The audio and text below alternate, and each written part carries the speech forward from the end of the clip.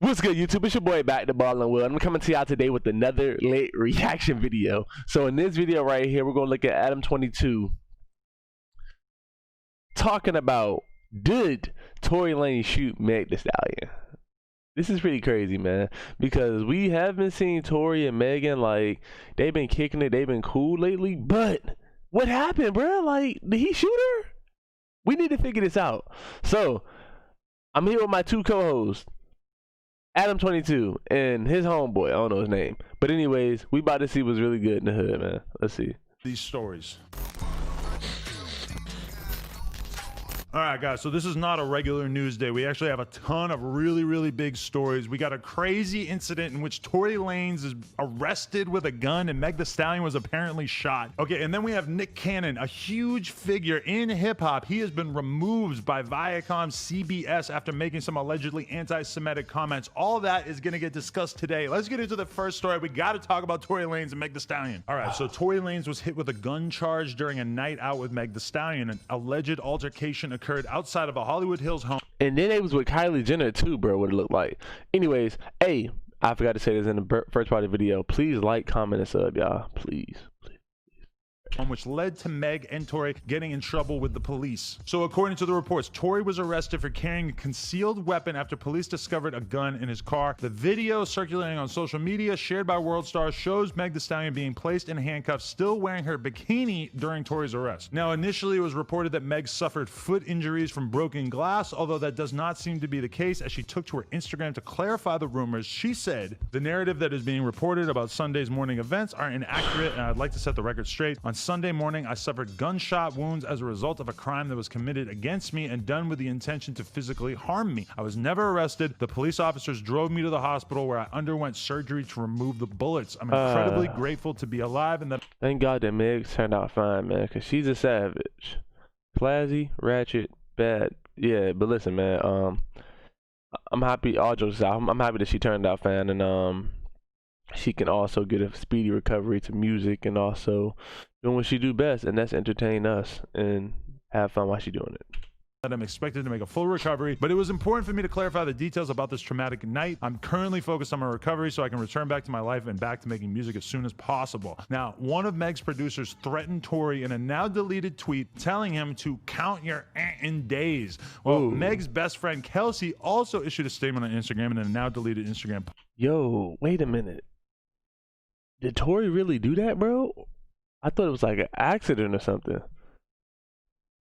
Post writing, "I want to clear up the rumors that I shot Megan. I wasn't the one with the gun, and I would never do something like that. However, I was present." A spokesperson for the LAPD told TMZ, "At the time Megan Thee Stallion was with the police, she did not report that she was the victim of any crime, and the LAPD has not received any additional information at this time." Well, both Meg and Tory have not spoken about what led to Tory's arrest or Meg being shot. Still, because Meg Thee Stallion had just shared video footage that showed herself with Kylie Jenner hanging by the pool that evening before, some people have taken to social media to target Kylie Jenner, trying to figure out what happened. All right, this is all I... Bro, at the end of the day, why was there a gun present, bro? I know it's for protection, but oh my gosh, why even put yourself around that, Meg? You gotta be around that positive energy.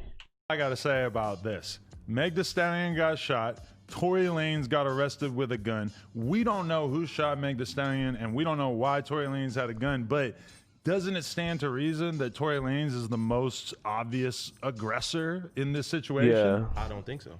It does show he's the most obvious aggressor, but however, she could have been playing with the gun and accidentally shot herself. Yes, it's Tory gun, but she could have been playing with like the gun and saying, "Oh man, I accidentally shot myself." Or another thing is, he could have been like, "Nah, man, like, you ain't going nowhere," because she probably wanted to go. And he probably said, like, "Nah, like, I don't want you to leave," or something like that, and shot her. However, though, we can't always think like that, Adam. We can't always think like that, bro. I'm sorry. Why? I think well, first of all, when you in LA, you better have your glamour on you. You feel me? I'm not mad at that. This is real. You know, especially when you in the hills, man. It gets really tricky out here. And it gets really tricky out there in LA, man. Like, I was talking to my cousin a while back. He was telling me, like, yeah, like, LA overall, you're not supposed to have like a gun like at your home. because they get celebrities get break-ins all the time or something like that, bro. And I just heard like LA's like not a great place to go, like if to live wise. Some people like celebrities live out there, bro, but I heard you can't really protect yourself almost in LA. That's what I heard though. We don't know the full story yet. Exactly. So I was thinking, you know, maybe it was like someone trying to do a home robbery, you feel me, and some altercation happened in between that. Let's see that. Bro, someone did a home robbery in a car, bro? In a car? A home robbery in a car, my G? What? What is he talking about? That's what I was thinking, but then a lot of different things come together. When I read Meg's statement, it just doesn't sound like it was a robbery. It sounds like she would have mentioned that it was a robbery if that's what happened. And then when you see Meg's friend or producer or whatever tweeting at Tory and then immediately deleting it, you start to wonder, like, well, Meg doesn't seem like she's publicly acting angry at Tory, but then you see someone who's like on her team privately acting angry at him. I don't know how to make sense of this. It kind of sounds like Tory might not be all in the right here. It made me think that somebody probably was after Tory, and you know she got inflicted because of that. That's why I think the producer got mad and he deleted it, because if you're blaming somebody, I don't think you're going to delete that. Like, it had to be because, like, for an example, someone probably got after or was getting after Tory overall. Probably because, like, you know, like a side beef or something. I don't know. Either way, it's not my business.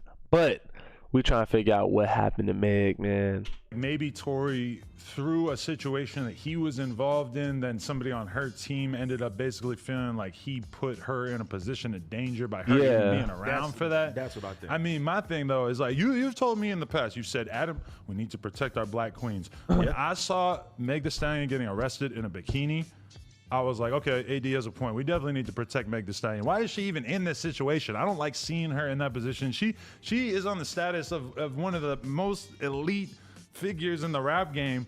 Yep. How is she even ending up in this position? I don't like it. I don't like it either. Bro, like, if you hanging around Kylie Jenner, I'm not saying like that, bro, but if you're around Kylie Jenner at a pool party, if you're kicking it with her, if Kylie wastes her time to kick it with you, that's big right there, bro.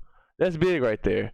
But, like, you shouldn't even be around that type of stuff, man. They're right. Like, you're around, like, a damn near billionaire. And you're hanging out with that guy. No offense, Tory, but that guy.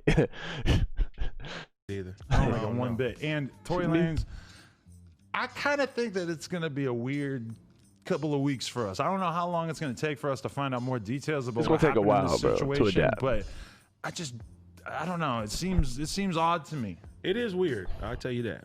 Yeah. I don't know. I mean, I guess we'll figure it out.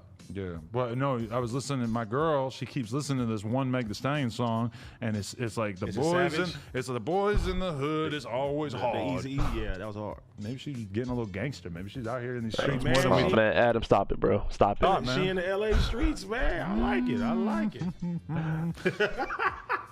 Okay, next story. Nick Cannon's recent interview with Professor Griff on his podcast, Cannon's Class, went viral after he made anti-Semitic comments, which included calling white people closer to animals and barbaric. Because of his comments, Nick was canceled on Twitter. One user, Adam Ford, started the cancellation, writing, Nick Cannon says white people are a little less closer to animals, the true savages, and acting out of a deficiency, so the only way that they act is evil. When does he get canceled? Viacom CBS seemed to agree with canceling Nick as a spokesperson for Viacom CBS released a statement to Variety announcing the company terminating the relationship with Nick, stating, Viacom CBS condemns bigotry of any kind and we categorically denounce all forms of anti-Semitism. We have spoken with Nick Cannon about an episode of his podcast, Cannon's Class, on YouTube, which promoted hateful speech and spread anti-Semitic conspiracy theories. While we support ongoing education and dialogue in the fight against bigotry, we are deeply troubled that Nick had failed to acknowledge or apologize. Bro, Nick Cannon did apologize and y'all still canceled him. So you can't say he did not apologize, bro.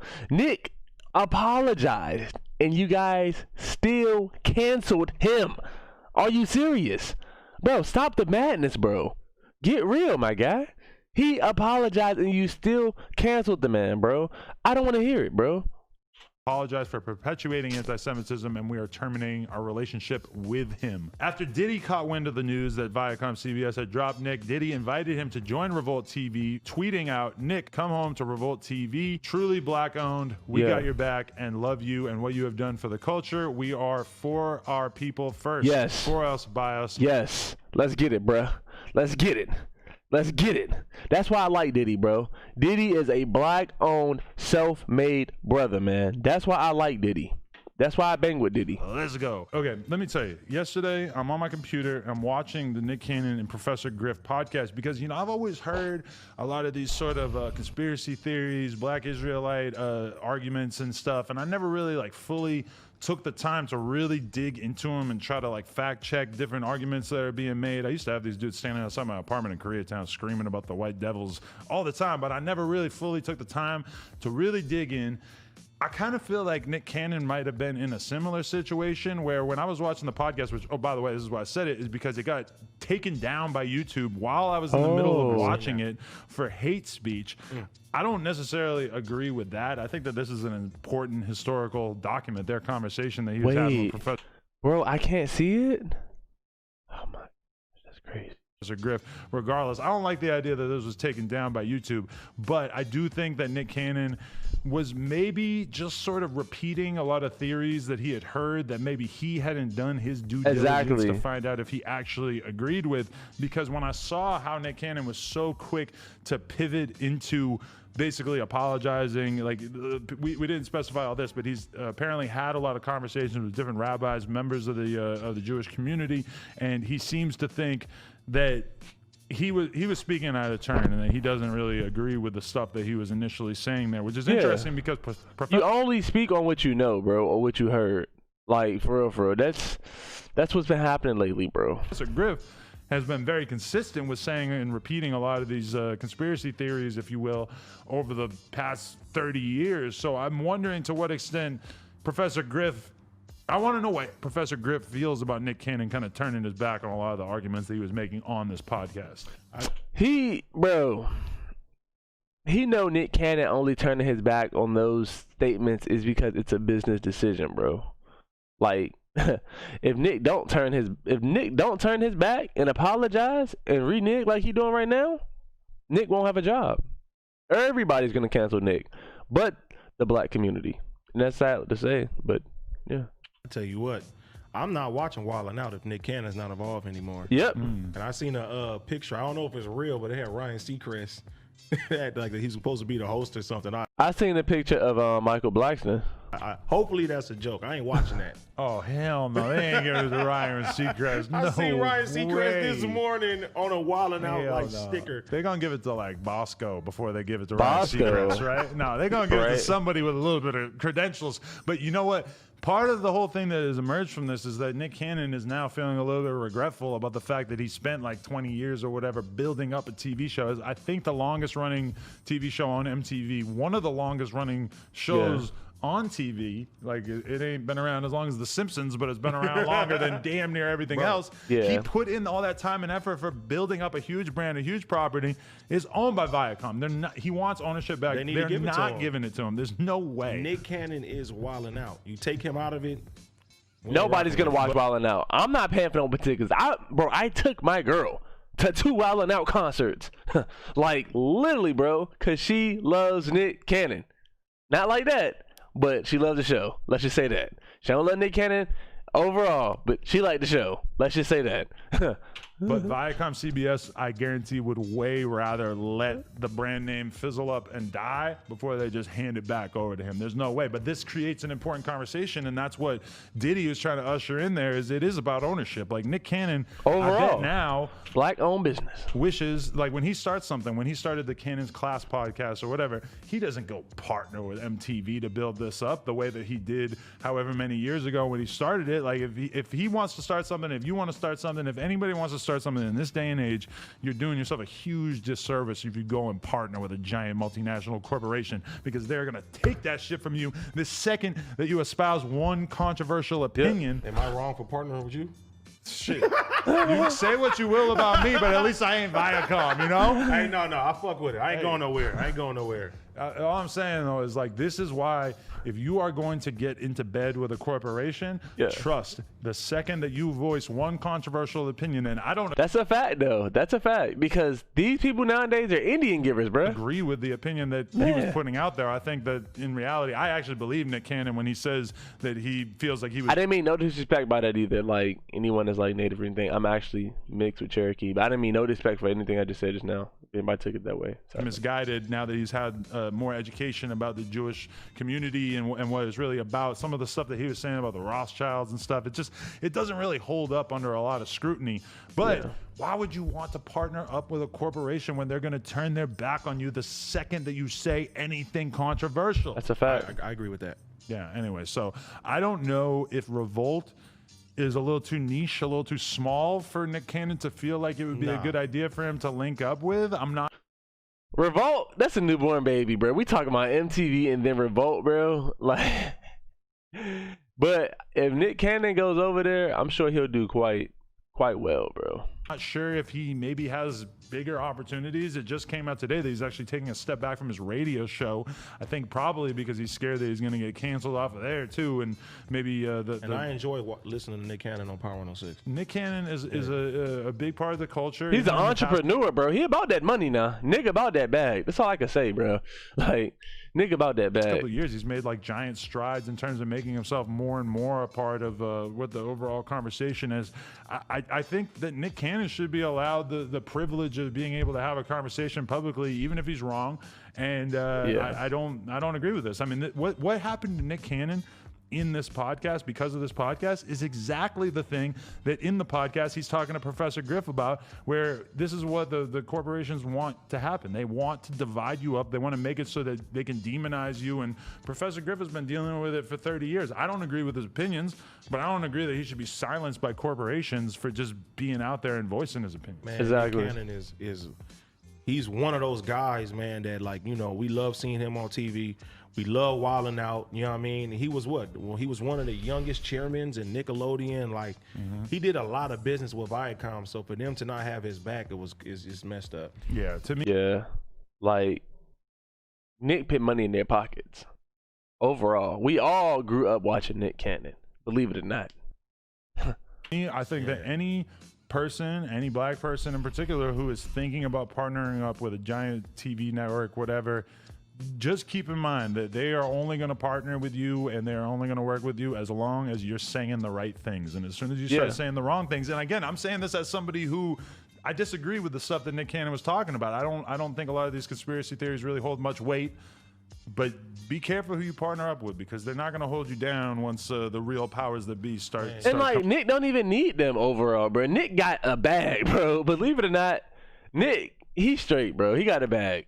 Nick's smart. He got multiple businesses. Nick doesn't need VH1. Nick doesn't need Viacom, bro. He don't need them. Coming down. Nick, partner up with Diddy. Go Revolt, man. Nick, come to No Jumper. Yeah, come to No Jumper. We will give you a podcast, or at least do an interview. Maybe you'll like it around here. Maybe we'll take care of the ants. You'll feel comfortable. We can build them a little dressing room over here. He said, get him a little dressing room over there. Hey, man, I'm going to wrap up this video. Thank y'all for tuning in today. Please like, comment, and sub. Not to mention, let me know what y'all want me to react to next. And without further ado, stay juiced up. Yeah, we out. I can't get no rest. We in the house. I fall asleep with a tech, splashing on the pills.